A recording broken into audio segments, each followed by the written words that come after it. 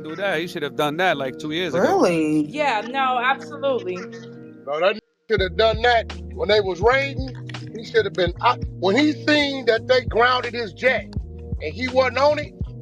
That should have been making preparations Yeah. Should have been ghost. right there. Wait up, they grounded your jet. You wasn't even Cause on whack, you know at that point. No. You know Because at that whack, point. whack. When we leave, okay, when we go out the country on private jets, they do not check our passports to leave It's just America. a tail number. Yeah, so you could put whoever name on the manifest, right? You know that. And they do not check. They only check thoroughly when we land back. When you land back. Customs comes either they come on the plane or you have to deplane and go into the private airport customs, and then it's 2 seconds. They do your scan. They scan your eyes and you're good. But to leave America on a private plane, you do not really need like too much of anything. You can put anybody's name on there. Listen, why you think they didn't know Diddy wasn't on that plane? Yeah, His tail number was in the air. Great Yeah. point. Who was on? I know. That's what I'm saying. That's Like, why they grounded You right, whack. Why ground the plane if he ain't on that? Because they didn't know who was on it. Because they didn't know. Yeah, and it's his plane. It's registered to him. It's in his registered name. to him. They know that tail number's in the air. They can tell you where the plane at, but they didn't know who was on there. But he would have had to did that before all them raids and after them raids. No, he was no. Because what I'm saying is he was under 24-hour surveillance. You don't think if they would have seen him doing some movement like he was finna get on a plane or something, they wouldn't have went. Hey, welcome back to Nomadically Speaking. You know, I never thought I'd be in this seat discussing this. I never thought I'd see the day that this would happen. We were talking about Puff Daddy and the things that are going on in Puff Daddy's world. You know, I have an interesting perspective because my goal in the video is to really explain something to you guys. I've seen a lot of people bringing up something. Hold on real quick. Let me switch this around. I've seen a lot of people saying, well, you know, Puff Daddy should have fled the country. So that's what we're going to kind of talk about, you know, because it's a travel channel. So travel, real estate is what we talk about. But in this case, I want to talk about the things that are related to if he could have actually fled the country. But before we get there, for those who do not know what Puff Daddy is, who he is and what he is to the culture, Puff Daddy has a few different aliases. His name is Sean Combs. He went by Puff Daddy, and then he went to P. Diddy. And, you know, back and forth through those. I think his last moniker ended up being Brother Love, which is ironic in this situation. You know, it's kind of like, you know how you think, you know that something's coming and you're trying to prepare for, you know, trying to manipulate people, because we always talk about, like, in music or in entertainment as it is, everything is smoke and mirrors. So you got a guy that's been in entertainment for 30, 40 years. He's a master manipulator. So in a situation where he knows, you know, he's got some charges coming, what do? You try to pivot as best you can. But let's give you guys a background before we get into the video of just kind of talking about some of the things that could have transpired. Could Puff Daddy had fled the country? And I want to say I don't think so. And so let's give a background of what Puff Daddy is to the culture. Puff Daddy started with Uptown Records, Andre Harrell, going to the various clubs, and that was during the time when somebody, a big artist like Diana Ross, Fine Young Cannibals, or even Michael Jackson had a video, the directors would come into the clubs and see all the kids that were dancing and pick various dancers to be in the video. So I got picked to be in some of those videos. And as I was dancing in videos and stuff like that, I would see the behind the scenes. And I didn't know, I was about to go to college, Howard University, and I didn't know what I wanted to do. So I saw like the people behind the scenes, and I was like, that's maybe something that I wanted to do. So Puff Daddy started with Uptown Records, Andre Harrell, and came on as an intern, ended up being a prolific A&R and music producer or executive producer, and going on to basically style, well, who we know Jodeci is. So he basically went on to style Jodeci. So that style, that bravado that you hear from Jodeci was credited to Puff Daddy. And then you have him going on from Jodeci to doing Mary J. Blige, which is another great project that he executive produced or produced. Now, for those that don't know, he is a producer, but he doesn't play instruments. So he basically runs the orchestra as far as music production goes. But let's go back to even Jodeci, because this is something diabolic that I found out just recently. So I'm gonna give you a brief story of how this goes, right? So basically, you have Puff Daddy, who is looking for songs for Jodeci. So he goes and he gets Al B. Sure, who is dating Kim Porter and has a son who is Quincy at the time. Puff Daddy comes to Al B. Sure and gets him to write a song for Jodeci called Forever My Lady. This song is about Kim Porter and his son. So if you ever heard Jodeci Forever My Lady, now you got a little bit of backstory. It is about Al B. Sure's love for his girl and his son. Now the irony is that Puff Daddy eventually took both. He took his girlfriend and his son. And they would have to explain the backstory behind it, but here we are. Puff Daddy goes from that to Mary J. Blige, who goes platinum and creates a whole new sound, which is forgot what they call it. It's basically hip hop and R&B combination. I forgot the name of what do they call it? Anyway, I'll probably link it in here so you guys will know. So man, this makes me uncomfortable because this whole situation is kind of like I'm still processing it in real time. But so you got Puff Daddy, who goes on to start Bad Boy Records after getting laid off from Uptown for ego.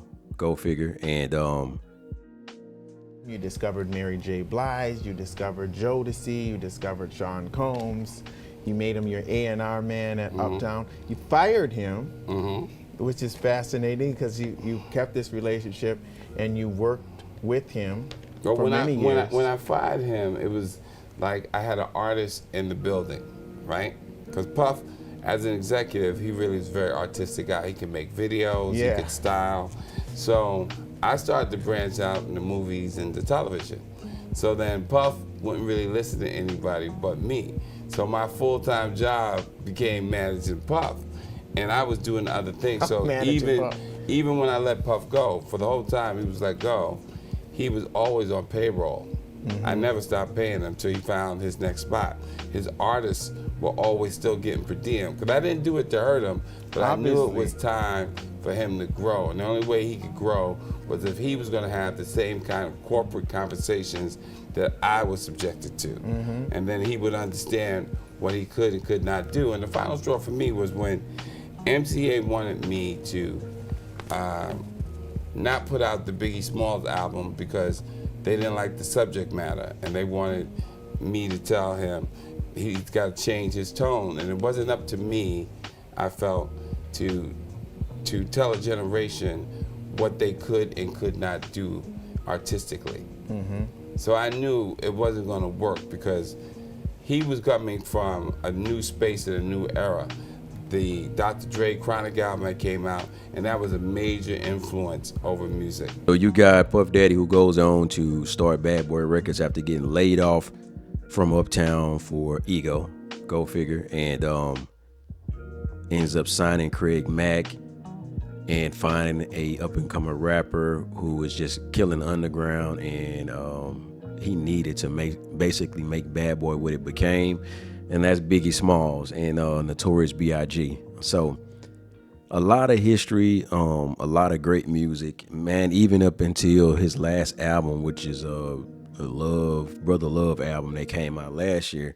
This guy's been putting out prolific music, and you've always heard the stories about like some of the things that were going on, but it was never verified.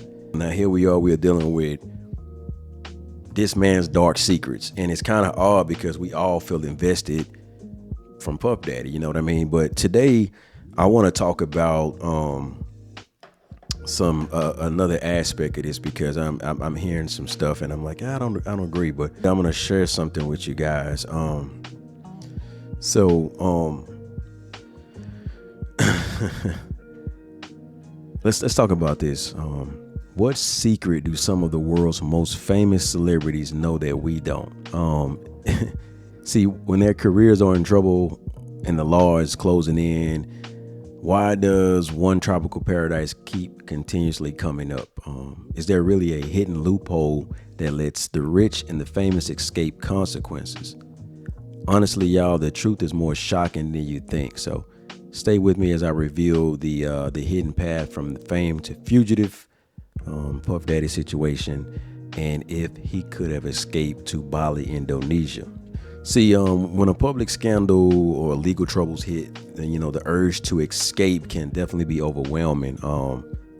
The pressure of fame can make every mistake bigger, turning personal problems into global news like we see with Puff Daddy. Now, for some, the idea of disappearing is very tempting, a chance to start over, away from the cameras or constant distractions, or really just the legal procedures that are planned to come your way. You say, well, I can go to Bali and I can get away from everything, but I don't think we necessarily understand the way extradition works. And so in this video, we're going to kind of dive into that. I'm going to give you some actual facts so that you can be well informed, because we make a lot of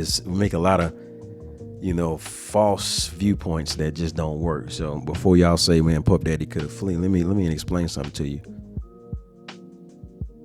As I said earlier, Bali comes up in a lot of stories as the ultimate hideout, and a place where you can be anonymous in a beautiful setting, far away from the centers of celebrity life. The island's peaceful landscapes and spiritual atmosphere often is not just physical distance, but also a mental escape from the chaos left behind, as you can see with Russell Simmons, who is relocated to Bali. And that's why, another reason why this is kind of similar. See, if escaping to Bali was possible, we would need to understand the international laws. So let's talk about extradition. So basically, extradition is when one country hands over a fugitive to another, and it definitely depends on the treaties that make the countries agree to legal cooperation. So the United States has extradition treaties with over 100 countries, creating a huge network of legal agreements. Now, Indonesia, the country where Bali is located, does not have a formal extradition treaty with the United States. Now, at first glance, this seems like a loophole, a gap in the system that some could use to avoid prosecution. But that's just not the case. And so let's talk about the reality versus the myth. Laws are really rarely that simple. Not having a treaty does not make a fugitive untouchable. I want to say that. International relationships are very complicated, and countries often work together in less formal ways. So it wouldn't have just been a clean sweep for Puff Daddy. He definitely would have still been in harm's way. Now, they have this thing called the MLATs, which is the Mutual Legal Assistance Treaties, and diplomatic channels let countries. So basically, the MLATs, or the Mutual Legal Assistance Treaties, and diplomatic channels let countries help each other in criminal cases. Even without formal extradition agreements, Indonesia values its place in the world and its relationships with other countries. So it might choose to cooperate with the United States requests on a case-by-case basis. And then in the event where you have a figure like Puff Daddy, I'm quite sure that he wouldn't have been able to get away with non-extradition. So, and in the past, there have been cases where fugitives thought that they were safe, only to be arrested and returned to face justice. The methods might vary, like, deportation from breaking immigration laws or expulsion for security reasons, but the result is the same. The illusion of safety is definitely broken. So a day in the life of fugitive celebrity, constantly looking over their shoulders, sleepless nights, and being isolated from friends and family will never sit right anyway. And I think that's one of the reasons why Puff Daddy tried to basically get bond or get bail so that he can get out. I'm quite sure he didn't see himself sitting in jail. He just never figured that they would actually deny his bond. So instead of me trying to freestyle, let me give you a breakdown of what just happened this past Monday with Puff Daddy, as he was brought into New York, and will be facing criminal charges under a RICO. So in the indictment, prosecutors allege that since 2008, Combs has been part of a criminal organization that engaged in or attempted to engage in sex trafficking, forced labor, kidnapping, arson, bribery, obstruction of justice, and other offenses. The U.S. Attorney Damian Williams of the Southern District of New York said during a news conference that there were multiple victims in the case, but he did not provide a specific number, and he urged others to come forward to authorities. Now, Combs is accused of assaulting women on numerous occasions from 2009 and continuing for years, according to the indictment. The indictment alleges that between at least 200 The indictment alleges that between 2008 and the present, Combs abused, threatened, and coerced victims to fulfill his sexual desires, protect his reputation, and conceal his conduct. Williams told reporters Tuesday that, as alleged in the indictment, to carry out this conduct, Sean Combs led and participated in a racketeering conspiracy that used his business empire he controlled to carry out criminal activity. Man, this is so diabolical. CBS News legal contributor Jessica Levinson said Combs could face decades in prison if he's convicted of these charges. I think we all are aware of that. She also said that there's a possibility that the case might not go to trial, which then means that, a lot of times cases don't go to trial. She said most cases do result in a plea deal, and we can expect that in the coming days and the weeks and likely months, Sean Combs' attorney and the federal prosecutors will potentially try and find some meeting of minds about a plea deal. But I think it's hard to escape the idea that the plea deal will have to include some prison time, is what she said. So according to the indictment, Combs manipulated women to participate in highly orchestrated performance of sexual activity with male commercial workers. Combs also arranged for women and commercial workers to be flown to him. Man, so Combs ensured participation from women by, among other things, obtaining and distributing narcotics to them, controlling their careers, leveraging his financial support, and threatening to cut off the same, and using intimidation and violence. That's what the indictment alleges. So this goes on and on. I'm gonna make sure I leave a link to the actual indictment in the video, because it is as diabolical as it may seem. So man, this is crazy. So so him going to Bali, beyond legal issues, living as a fugitive just takes a personal toll. You cut off from all the support system that you once had.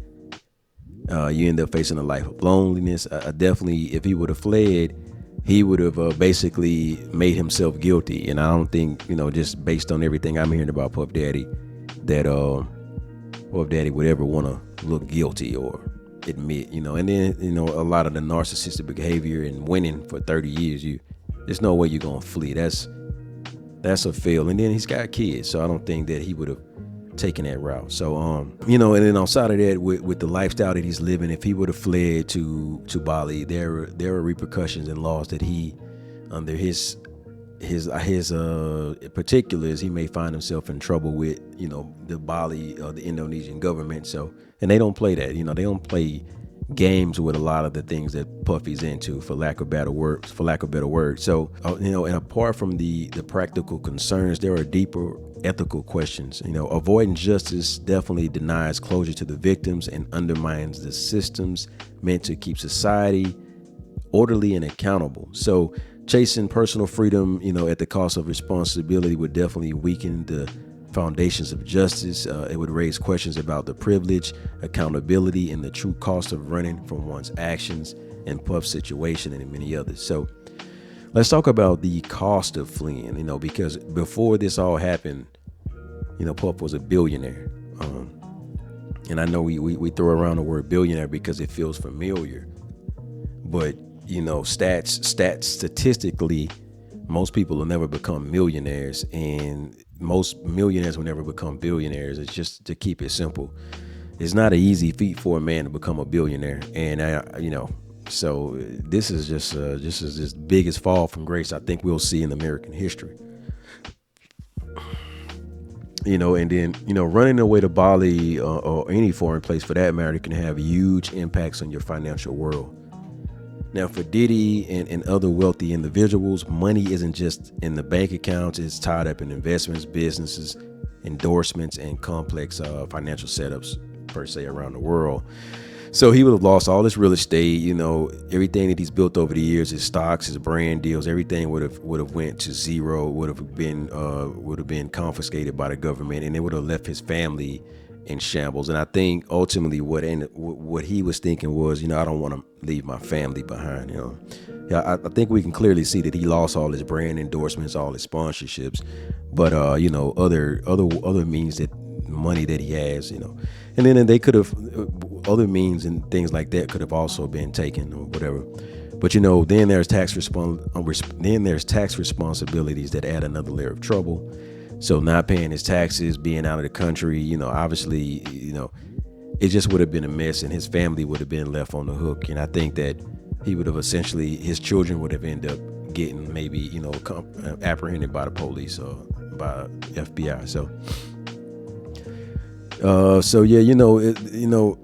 Also there is a big a problem or effect for the ability to earn money in the future. See, with a reputation damage like Diddy and the legal threats that will be ongoing in the future, there are really no new opportunities for him. All of his creative work will be boycotted. His future projects will be avoided, and he's just professionally ruined, especially in the public. So overall, I don't think we would have seen a lonely Diddy in a declining financial status and stuck in Bali and not in the glory of who he was over here in America. So at the end of the day, in short, fleeing doesn't just mean leaving the country. It means leaving behind your financial systems that supported your lifestyle. The high standard of living that Puff Daddy once enjoyed becomes very unsustainable. Even in a place where living costs are lower, not having access to significant funds can definitely change a wealthy man's daily life. I mean, it's pretty simple, right? So trying to access his funds secretly might have led to more legal violations like money laundering charges. Doing illegal financial activities definitely would have increased the chances of him being caught by authorities in Indonesia. So just wouldn't have been no way to get around this. And at the end of the day, the international banking systems are closely watched to prevent illegal activities. Banks must follow strict rules like know your customer, KYC, and the anti-money laundering AML policies. Now, unusual transactions can trigger investigations, drawing attention to many actions. So it would have been no way to get out of this. And I think that the financial fallout is a strong reminder that wealth can't easily protect you from the consequences of fleeing justice. The connected nature of global financing means that trying to escape the legal responsibilities often just leads to severe economic problems, adding to the challenges guys like that will face in hiding. Now, keep in mind, he has 7 children. So the idea that Bali is a safe haven for those trying to escape legal consequences is a tempting but dangerous illusion.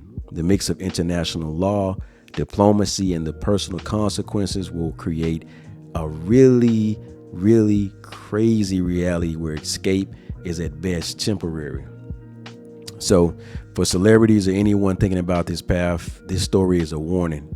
True peace can't be found in hiding, but in facing problems directly, taking responsibility, and seeking redemption in the right ways. So, and also, history has shown that society can forgive and comebacks are possible. By dealing with his issues, he may be able to see some type of personal growth and renewed respect.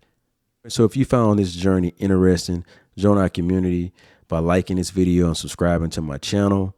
Share your thoughts in the comments below. Do you believe in a second chance, or should actions always have strict consequences? Let's have this important conversation together. See y'all in the next video. I just want to say, man, this is a sad, sad day, man, but it is what it is. Hopefully the victims get the proper justice.